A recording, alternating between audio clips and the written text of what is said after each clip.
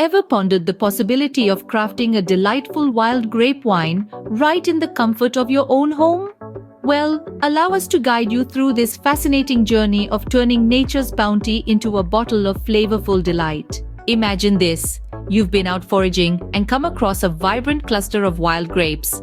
Their sweet and tart aroma fills the air, and you can't resist but pick a handful. What better way to put these wild gems to use than to create your own homemade wild grape wine?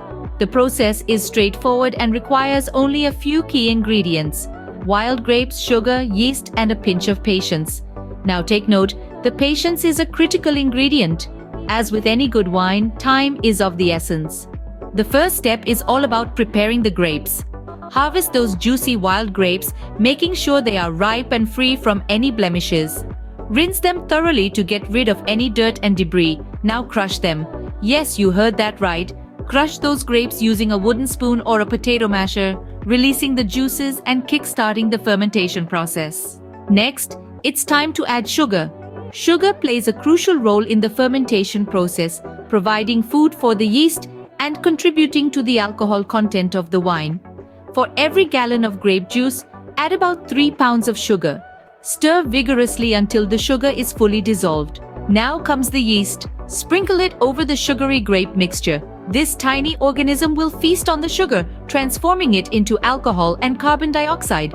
It's the yeast that gives the wine its alcoholic kick. Once the yeast is added, cover your grape mixture and let it sit undisturbed in a cool, dark place for about a week.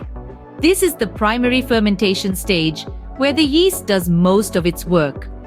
Remember that patience we talked about earlier? This is where it comes into play. After a week of waiting, you'll notice the bubbles have started to slow down. It's now time to separate the liquid from the solids. Strain the mixture through a cheesecloth or a fine mesh strainer, collecting the liquid in a clean container. This is your raw wine, but it's not ready just yet.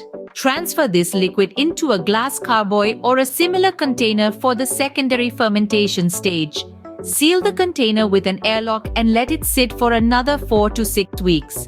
This stage allows the flavors to develop and the wine to clear. After this waiting period, your wine is almost ready. There might be some sediment at the bottom of the container.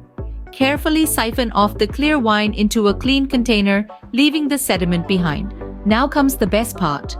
Bottle your homemade wild grape wine and let it age. The longer it ages, the better it tastes.